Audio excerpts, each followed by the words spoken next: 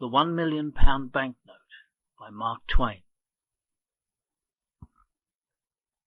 When I was 27 years old, I was a mining broker's clerk in San Francisco, and an expert on all the details of stock traffic. I was alone in the world and had nothing to depend upon but my wits and a clean reputation. But these were setting my feet in the road to eventual fortune, and I was content with the prospect. My time was my own after the afternoon board Saturdays, and I was accustomed to put it in on a little sailboat on the bay. One day I ventured too far and was carried out to sea. Just at nightfall, when hope was about gone, I was picked up by a small brig which was bound for London. It was a long and stormy voyage, and they made me work my passage without pay as a common sailor. When I stepped ashore in London, my clothes were ragged and shabby, and I had only $1 in my pocket. This money fed and sheltered me 24 hours. During the next 24, I went without food and shelter. About 10 o'clock on the following morning, seedy and hungry, I was dragging myself along Portland Place when a child that was passing, towed by a nursemaid, tossed a luscious big pear, minus one bite, into the gutter. I stopped, of course, and fastened my desiring eye on that muddy treasure. My mouth watered for it. My stomach craved it. My whole being begged for it. But every time I made a move to get it, some passing eye detected my purpose, and of course I straightened up then and looked indifferent and pretended I hadn't been thinking about the pear at all. This same thing kept happening, and I couldn't get the pear. I was just getting desperate enough to brave all the shame and to seize it, when a window behind me was raised, and a gentleman spoke out of it, saying, "Step in here, please." I was admitted by a gorgeous flunkey and shown into a sumptuous room where a couple of elderly gentlemen were sitting. They sent away the servant and made me sit down. They had just finished their breakfast, and the sight of the remains of it almost overpowered me. I could hardly keep my wits together in the presence of that food. But as I was not asked to sample it, I had to bear my trouble as best I could. Now, something had been happening there a little before, which I did not know anything about until a good many days afterwards. But I will tell you about it now. Those two old brothers had been having a pretty hot argument a couple of days before, and had ended by agreeing to decide it by a bet, which is the English way of settling everything. You will remember that the Bank of England once issued 2 notes of £1,000,000 each to be used for a special purpose connected with some public transaction with a foreign country. For some reason or other, only one of those had been used and cancelled. The other still lay in the vaults of the bank. Well, the brothers, chatting along, happened to get to wondering what might be the fate of a perfectly honest and intelligent stranger who should be turned adrift in London without a friend and with no money but that £1,000,000 banknote, and no way to account for his being in possession of it. Brother A said he would starve to death, and Brother B said he wouldn't. Brother A said he couldn't offer it at a bank or anywhere else because he would be arrested on the spot. So they went on disputing till Brother B said he would bet £20,000 that the man would live 30 days anyway on that million and keep out of jail too. Brother A took him up. Brother B went down to the bank and bought that note. Just like an Englishman, you see, plucked to the backbone. Then he dictated a letter which one of his clerks wrote out in a beautiful round hand, and then the two brothers sat at the window a whole day watching for the right man to give it to. They saw many honest faces go by that were not intelligent enough, many that were intelligent but not honest enough, many that were both, but the possessors were not poor enough, or if poor enough, were not strangers. There was always a defect until I came along. but they agreed that I filled the bill all around. So they elected me unanimously, and there I was now, waiting to know why I was called in. They began to ask me questions about myself, and pretty soon they had my story. Finally, they told me I would answer their purpose. I said I was sincerely glad, and asked what it was. Then one of them handed me an envelope and said I would find the explanation inside. I was going to open it, but he said no, take it to my lodgings and look it over carefully, and not be hasty or rash. I was puzzled and wanted to discuss the matter a little further, but they didn't. So I took my leave, feeling hurt and insulted to be made the butt of what was apparently some kind of a practical joke, and yet obliged to put up with it, not being in circumstances to resent affronts from rich and strong folk. I would have picked up the pear now and eaten it before all the world, but it was gone. So I had lost that by this unlucky business, and the thought of it did not soften my feeling towards those men. As soon as I was out of sight of that house, I opened my envelope and saw that it contained money. My opinion of those people changed, I can tell you. I lost not a moment, but shoved note and money into my vest pocket and broke for the nearest cheap eating house. Well, how I did eat! When at last I couldn't hold any more, I took out my money and unfolded it, took one glimpse and nearly fainted. $5 million! Why, it made my head swim. I must have sat there stunned and blinking at the note as much as a minute before I came rightly to myself again. The first thing I noticed then was the landlord. His eye was on the note, and he was petrified. He was worshipping with all his body and soul, but he looked as if he couldn't stir hand or foot.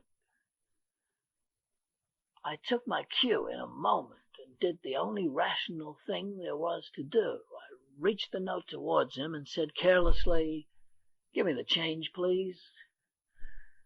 Then he was restored to his normal condition, and made 1,000 apologies for not being able to break the bill, and I couldn't get him to touch it. He wanted to look at it and keep on looking at it. He couldn't seem to get enough of it to quench the thirst of his eye, but he shrank from touching it as if it had been something too sacred for poor common clay to handle. I said, "I am sorry if it's an inconvenience, but I must insist. Please change it. I haven't anything else." But he said that wasn't any matter, and he was quite willing to let the trifle stand over until another time. I said I might not be in his neighbourhood again for a good while, but he said it was of no consequence, he could wait, and, moreover, I could have anything I wanted, any time I chose, and let the account run as long as I pleased.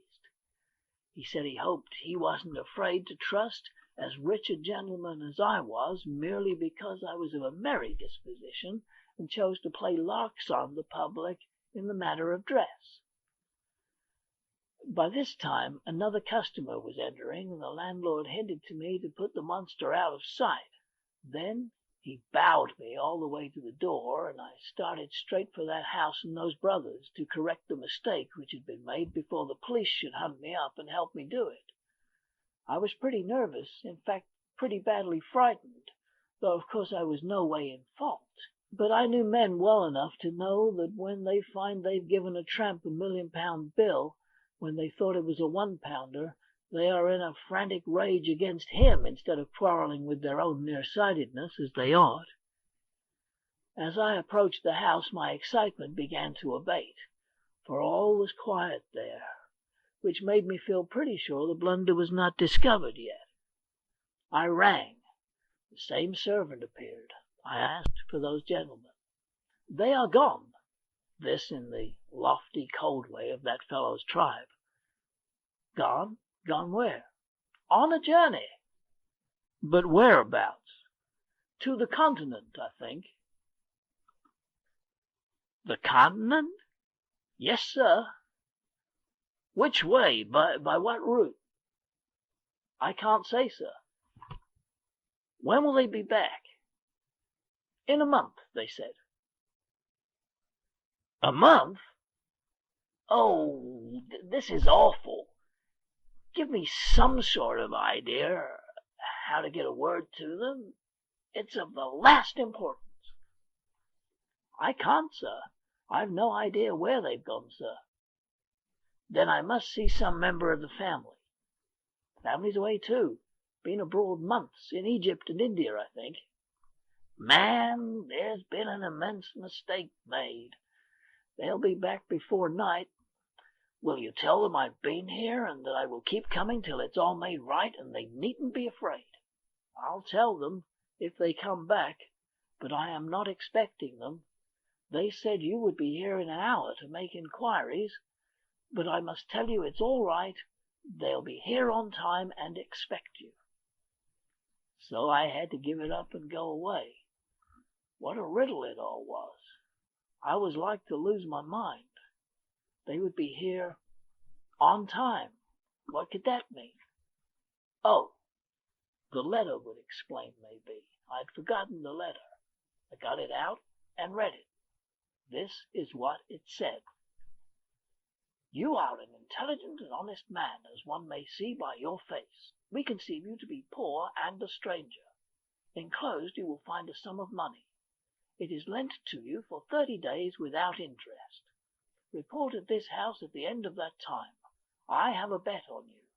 If I win it, you shall have any situation that is in my gift, any, that is, that you shall be able to prove yourself familiar with and competent to fill. No signature, no address, no date. Well, here was a coil to be in. You were posted on what had preceded all this, but I was not. It was just a deep, dark puzzle to me. I hadn't the least idea what the game was, nor whether harm was meant to me or a kindness. I went into a park and sat down to try to think it out and to consider what I had best do. At the end of an hour, my reasonings had crystallized into this verdict. Maybe those men mean me well, maybe they mean me ill. No way to decide that. Let it go. They've got a game or a scheme or an experiment of some kind on hand. No way to determine what it is. Let it go. There's a bet on me. No way to find out what it is. Let it go. That disposes of the indeterminable quantities. The remainder of the matter is tangible, solid, and may be classed and labelled with certainty. If I ask the Bank of England to place this bill to the credit of the man it belongs to, they'll do it, for they know him, although I don't. But they will ask me how I came in possession of it, and if I tell the truth, they'll put me in the asylum, naturally, and a lie will land me in jail. The same result would follow if I tried to bank the bill anywhere or to borrow money on it. I have got to carry this immense burden around until those men come back, whether I want to or not. It is useless to me, as useless as a handful of ashes, and yet I must take care of it and watch over it while I beg my living. I couldn't give it away if I should try, for neither honest citizen nor highwayman would accept it or meddle with it for anything. Those brothers are safe. Even if I lose their bill or burn it, they are still safe, because they can stop payment and the bank will make them whole. But meantime, I've got to do a month's suffering without wages or profit, unless I help win that bet, whatever it may be, and get that situation that I am promised. I should like to get that. Men of their sort have situations in their gift that are worth having. I got to thinking a good deal about that situation. My hopes began to rise high. Without doubt, the salary would be large. It would begin in a month. After that, I should be all right. Pretty soon, I was feeling first rate. By this time, I was tramping the streets again. The sight of a tailor's shop gave me a sharp longing to shed my rags and to clothe myself decently once more. Could I afford it? No. I had nothing in the world but £1,000,000. So I forced myself to go on by. But soon I was drifting back again. The temptation persecuted me cruelly. I must have passed that shop back and forth 6 times during that manful struggle. At last I gave in. I had to. I asked if they had a misfit suit that had been thrown on their hands. The fellow I spoke to nodded his head towards another fellow and gave me no answer. I went to the indicated fellow, and he indicated another fellow with his head, and no words. I went to him, and he said, "Tend to you presently." I waited till he was done with what he was at. Then he took me into a back room and overhauled a pile of rejected suits, and selected the rattiest one for me. I put it on. It didn't fit, and wasn't in any way attractive, but it was new, and I was anxious to have it.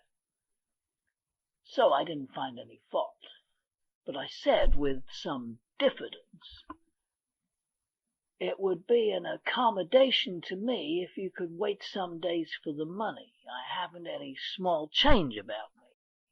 The fellow worked up a most sarcastic expression of countenance and said, "Oh, you haven't? Well, of course, I didn't expect it. I'd only expect gentlemen like you to carry large change." I was nettled and said, "My friend, you shouldn't judge a stranger always by the clothes he wears. I am quite able to pay for this suit. I simply didn't wish to put you to the trouble of changing a large note." He modified his style a little at that, and said, though still with something of an air, "I didn't mean any particular harm, but as long as rebukes are going, I might say it wasn't quite your affair to jump to the conclusion that we couldn't change any note you might happen to be carrying around. On the contrary, we can." I handed the note to him and said, "Oh, very well, I apologize." He received it with a smile, one of those large smiles which goes all around over and has folds in it and wrinkles and spirals and looks like the place where you've thrown a brick in a pond. And then, in the act of his taking a glimpse of the bill, this smile froze solid and turned yellow and looked like those wavy, wormy spreads of lava you find hardened on little levels on the side of Vesuvius. I never before saw a smile caught like that and perpetuated. The man stood there holding the bill and looking like that, and the proprietor hustled up to see what was the matter and said briskly, "Well, what's up? What's the trouble? What's wanting?" I said, "There isn't any trouble. I'm waiting for my change." Come, get him his change, Todd, get him his change." Todd retorted, "Get him his change? It's easy to say, sir, but look at the bill yourself." The proprietor took a look, gave a low, eloquent whistle, and then made a dive for the pile of rejected clothing and began to snatch it this way and that, talking all the time, excitedly and as if to himself. "Sell an eccentric millionaire such an unspeakable suit as that? Todd's a fool, a born fool. Always doing something like this. Drives every millionaire away from the place because he can't tell a millionaire from a tramp and never could. Ah, there's the thing I'm after. Please get those things off, sir, and throw them in the fire. Do me the favour to put on this shirt and this suit. It's just the thing, the very thing. Plain, rich, modest, and just ducally nobby. Made to order for a prince. You may know him, sir. His Serene Highness the Hospodar of Halifax. Had to leave it with us and take a mourning suit because his mother was going to die, which she didn't.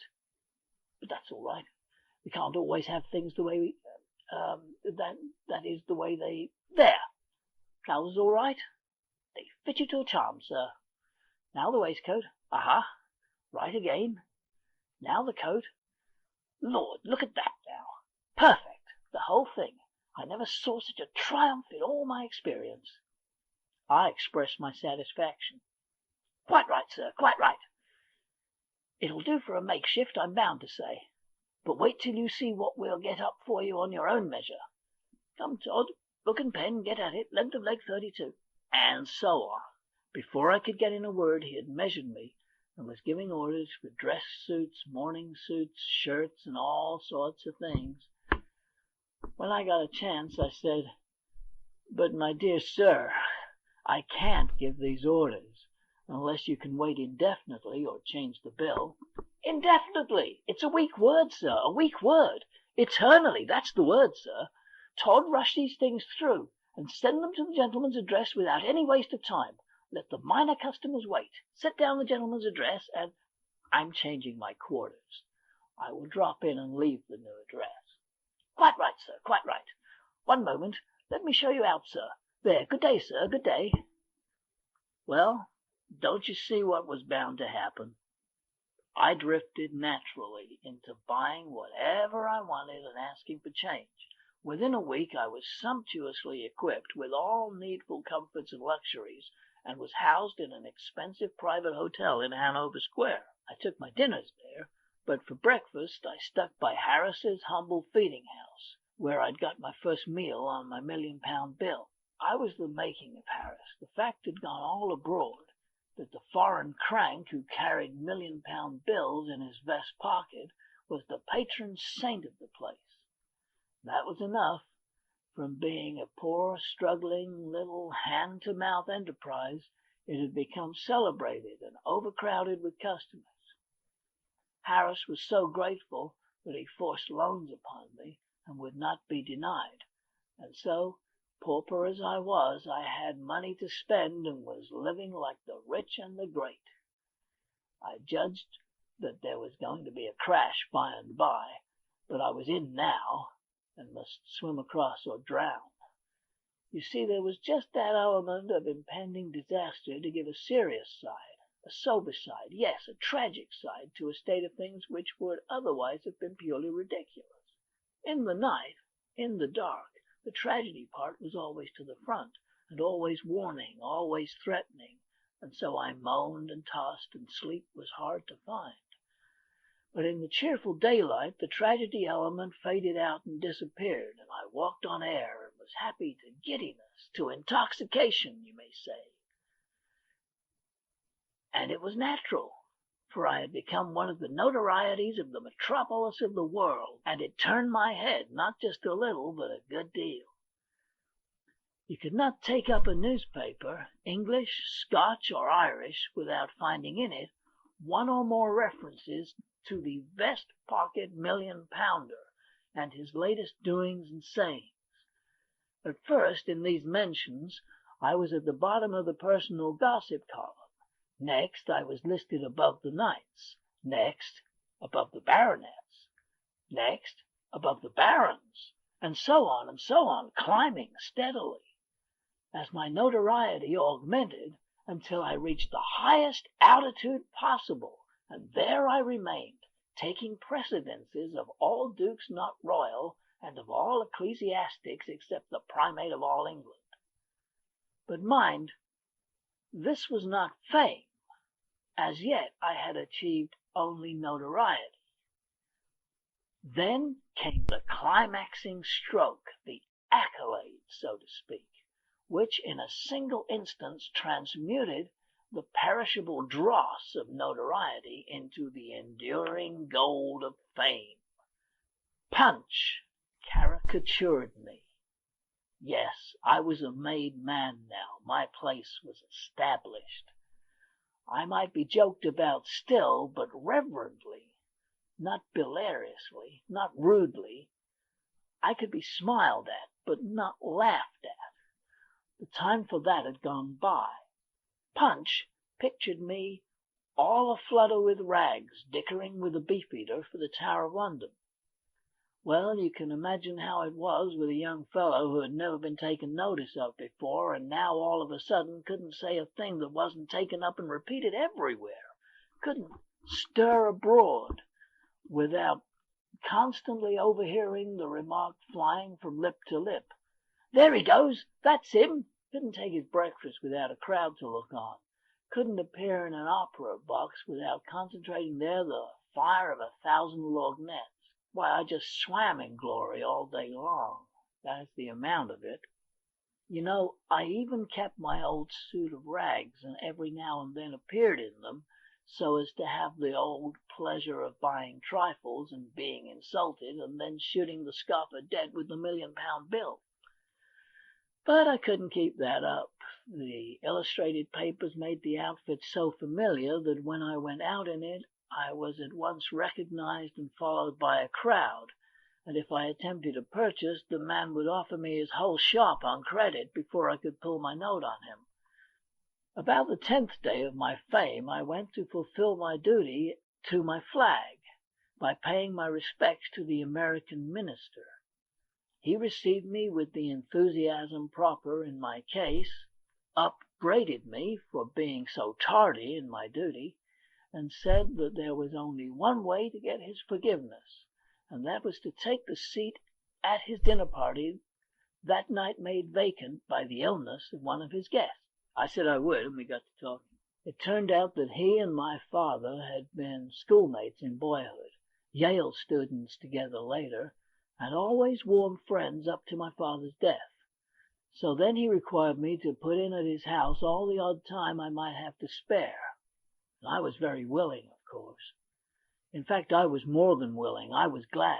When the crash should come, he might somehow be able to save me from total destruction. I didn't know how, but he might think of a way, maybe. I couldn't venture to unbosom myself to him at this late date, a thing which I would have been quick to do in the beginning of this awful career of mine in London. No, I couldn't venture it now. I was in too deep. That it's too deep for me to be risking revelations to so new a friend, though not clear beyond my depth as I looked at it. Because, you see, with all my borrowing, I was carefully keeping within my means. I mean, within my salary. Of course, I couldn't know what my salary was going to be, but I had a good enough basis for an estimate in the fact that if I won the bet, I was to have choice of any situation that was in that rich old gentleman's gift, provided I was competent. And I should certainly prove competent. I hadn't any doubt about that. And as to the bet, I wasn't worrying about that. I had always been lucky. Now, my estimate of the salary was 600 to 1,000 a year. Say 600 for the first year, and so on up year by year till I struck the upper figure by proved merit.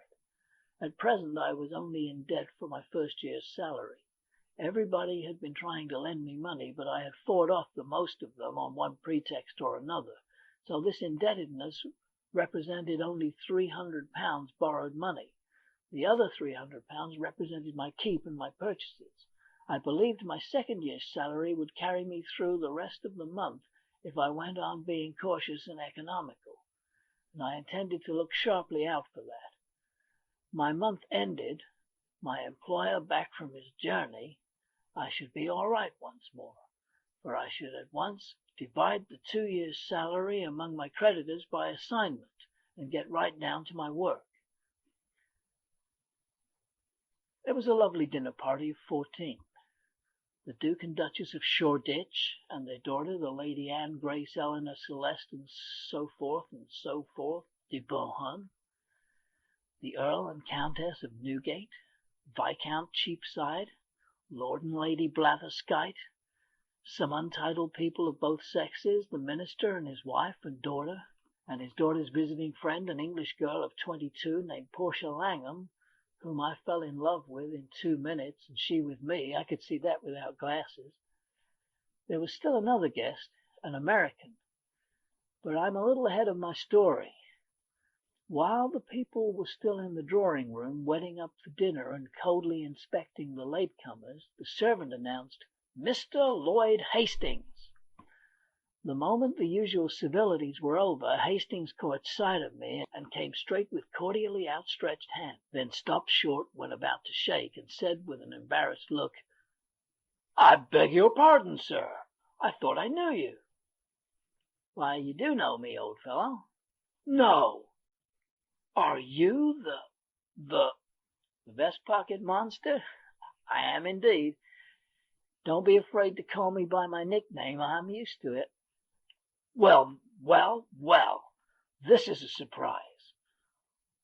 Once or twice I've seen your own name coupled with the nickname, but it never occurred to me that you could be the Henry Adams referred to. Why, it isn't 6 months since you were clerking away for Blake Hopkins in Frisco on a salary, and sitting up nights on an extra allowance, helping me arrange and verify Gould and Curry extension papers and statistics. The idea of your being in London and a vast millionaire and a colossal celebrity! Why, it's the Arabian Nights come again. Man, I can't take it in at all, can't realize it. Give me time to settle the whirl in my head." Fact is, Lloyd, you are no worse off than I am. I can't realize it myself. Dear me, it is stunning now, isn't it? Why, it's just 3 months today since we went to the Miners' Restaurant. No, the What Cheer. Right, it was the What Cheer.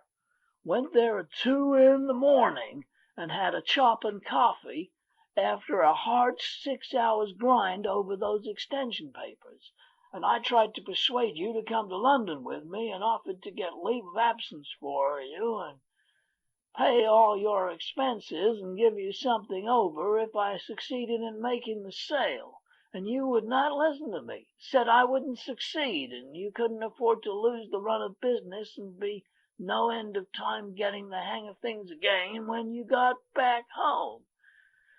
And yet here you are. How odd it all is. How did you happen to come? Whatever did give you this incredible start?" Oh, just an accident. It's a long story, a romance, a body might say. I'll tell you all about it, but not now. "When?" The end of the month." "That's more than a fortnight yet. It's too much of a strain on a person's curiosity. Make it a week." "I can't. You'll know why by and by. But how's the trade getting along?" His cheerfulness vanished like a breath, and he said with a sigh, "You were a true prophet, Hal, a true prophet." "I wish I hadn't come. I don't want to talk about it." "But you must. You must come and stop with me tonight when we leave here, and tell me all about it." "Oh, may I? Are you in earnest?" And the water showed in his eyes. "Yes, I want to hear the whole story, every word." "I'm so grateful. Just to find a human interest once more, in some voice and in some eye, in me and affairs of mine, after what I've been through here, Lord, I could go down on my knees for it." He gripped my hand hard and braced up, and was all right and lively after that for the dinner, which didn't come off. No, the usual thing happened, the thing that is always happening under that vicious and aggravating English system. The matter of precedence couldn't be settled, and so there was no dinner. Englishmen always eat dinner before they go out to dinner, because they know the risks they are running, but nobody ever warns the stranger, and so he walks placidly into the trap. Of course, nobody was hurt this time, because we had all been to dinner, none of us being novices except Hastings, and he having been informed by the minister at the time that he invited him that in deference to the English custom he had not provided any dinner. Everybody took a lady in procession down to the dining room, because it is usual to go through the motions, but there the dispute began. The Duke of Shoreditch wanted to take precedence and sit at the head of the table, holding that he outranked a minister who represented merely a nation and not a monarch. But I stood for my rights and refused to yield. In the gossip column I ranked all dukes not royal, and said so, and claimed precedence of this one.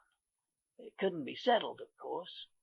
Struggle as we might, and did, he finally and injudiciously, trying to play birth and antiquity, and I, seeing his conqueror and raising him with Adam, whose direct posterity I was, as shown by my name, while he was of a collateral branch, as shown by his and his recent Norman origin.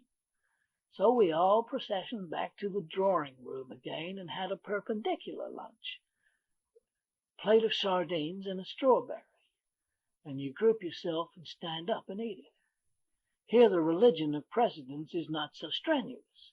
The two persons of highest rank chuck up a shilling, and the one that wins has first go at his strawberry, and the loser gets the shilling.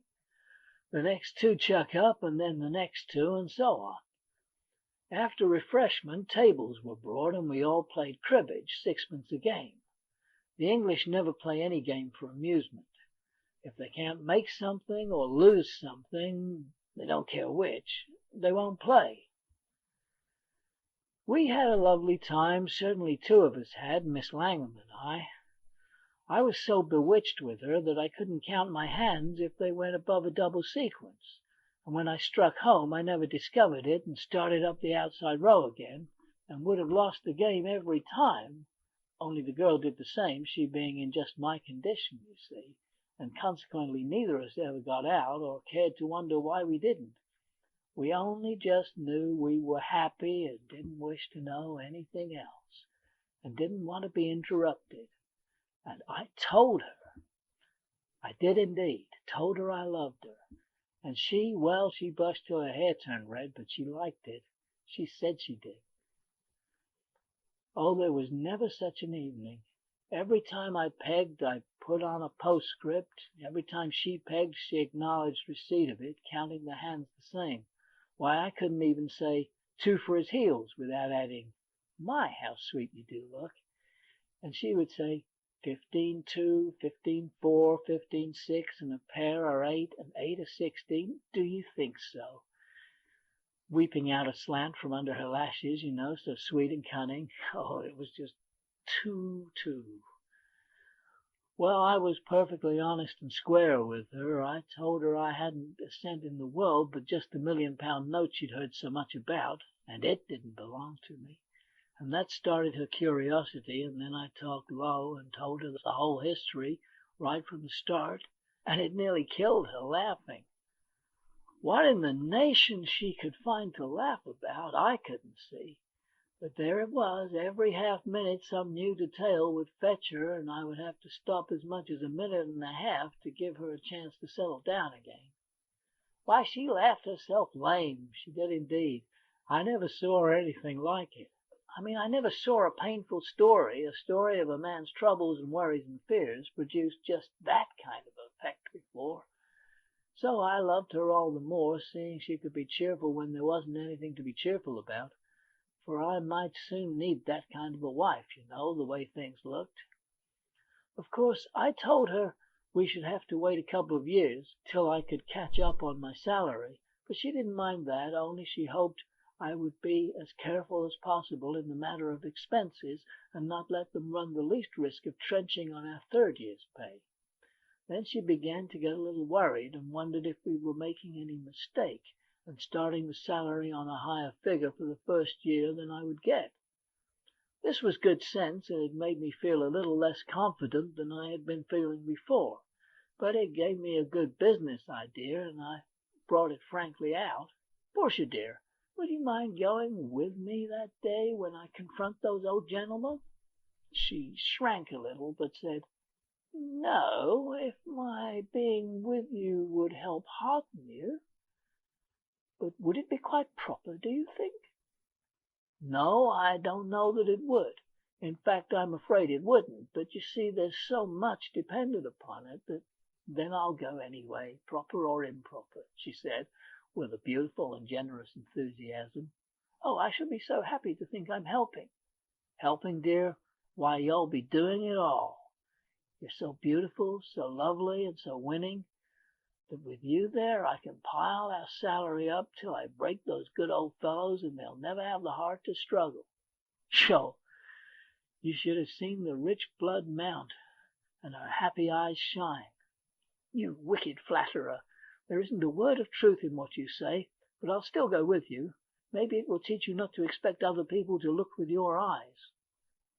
Were my doubts dissipated? Was my confidence restored? You may judge by this fact. Privately, I raised my salary to $1,200 the first year on the spot, but I didn't tell her. I saved it for a surprise. All the way home, I was in the clouds, Hastings talking, I not hearing a word.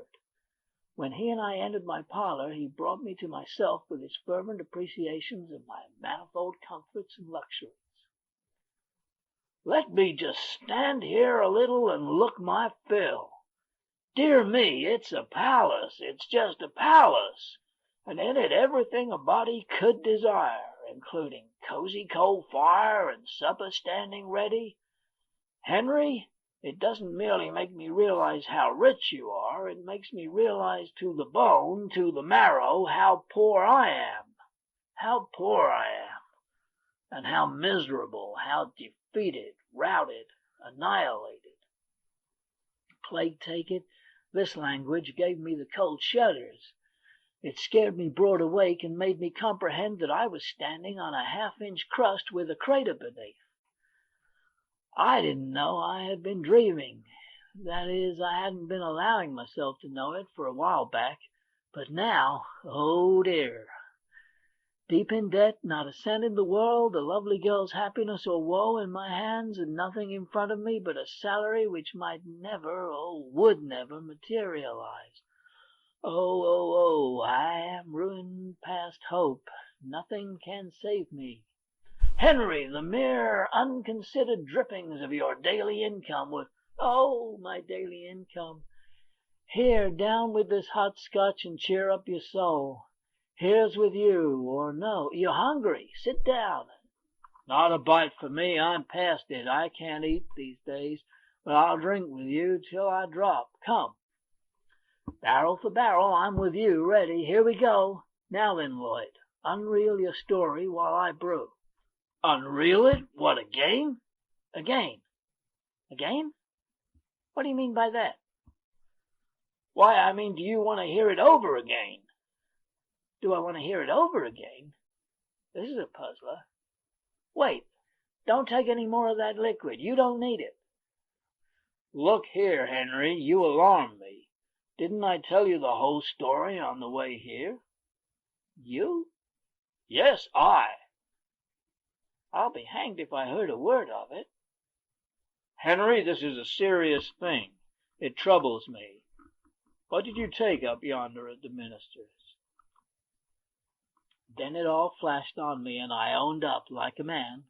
I took the dearest girl in this world prisoner. So then he came with a rush, and we shook and shook and shook till our hands ached. And he didn't blame me for not having heard a word of a story which had lasted while we walked 3 miles. He just sat down then like the patient, good fellow he was and told it all over again. Synopsized, it amounted to this. He had come to England with what he thought was a grand opportunity.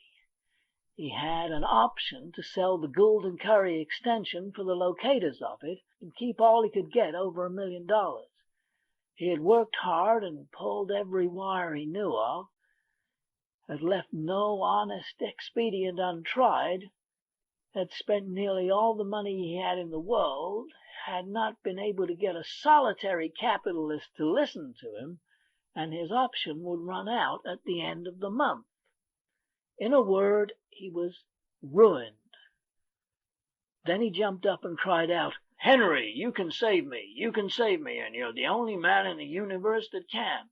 Will you do it? Won't you do it? Tell me how. Speak out, my boy. Give me $1 million and my passage home for my option. Don't refuse." I was in kind of an agony. I was right on the point of coming out with the words, "Lloyd, I'm a pauper myself, absolutely penniless and in debt." But a white-hot idea came flaming through my head, and I gripped my jaws together and calmed myself down till I was as cold as a capitalist. Then I said, in a commercial and self-possessed way, "I will save you, Lloyd. Then I'm already saved. God be merciful to you forever. If ever I... Let me finish, Lloyd. I will save you, but not in that way, for that would not be fair to you after all your hard work and the risks you've run. I don't need to buy mines. I can keep my capital moving in a commercial centre like London without that. It's what I'm at all the time. But here is what I'll do. I know all about that mine, of course. I know its immense value and can swear to it if anybody wishes it. You shall sell out inside of the fortnight for 3 millions cash using my name freely, and we'll divide share and share alike. Do you know, he would have danced the furniture to kindling wood in his insane joy, and broken everything in the place if I hadn't tripped him up and tied him. Then he lay there perfectly happy, saying, I may use your name. Your name!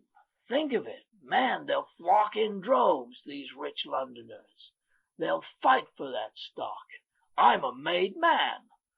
I'm a made man forever, and I'll never forget you as long as I live. In less than 24 hours, London was abuzz. I hadn't anything to do day after day but sit at home and say to all comers, yes, I told him to refer to me. I know the man, and I know the mine. His character is above reproach, and the mine is worth far more than he asks for it. Meantime, I spent all my evenings at the minister's with Portia. I didn't say a word to her about the mine. I saved it for a surprise. We talked salary. Never anything but salary and love. Sometimes salary. Sometimes love and salary together. And mind, the interest the minister's wife and daughter took in our little affair, and the endless ingenuities they invented to save us from interruption, and to keep the minister in the dark and unsuspicious. Well, it was just lovely of them. When the month was up at last, I had $1 million to my credit in the London and County Bank, and Hastings was fixed in the same way.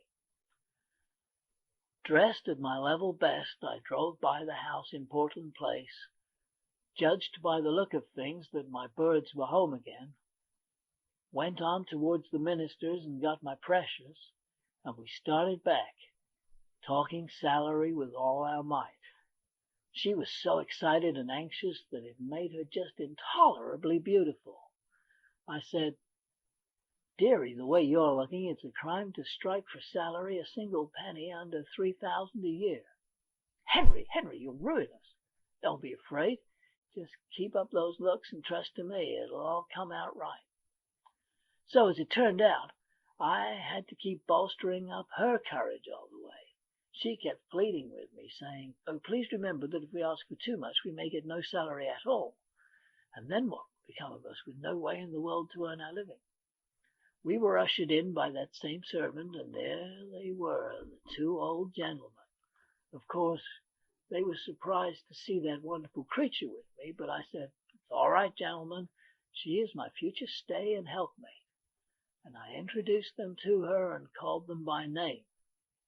It didn't surprise them. They knew I would know enough to consult the directory. They seated us and were very polite to me, and very solicitous to relieve her from embarrassment and put her as much at ease as they could. Then I said, Gentlemen, I am ready to report. We are glad to hear it, said my man. For now we can decide the bet which my brother Abel and I made.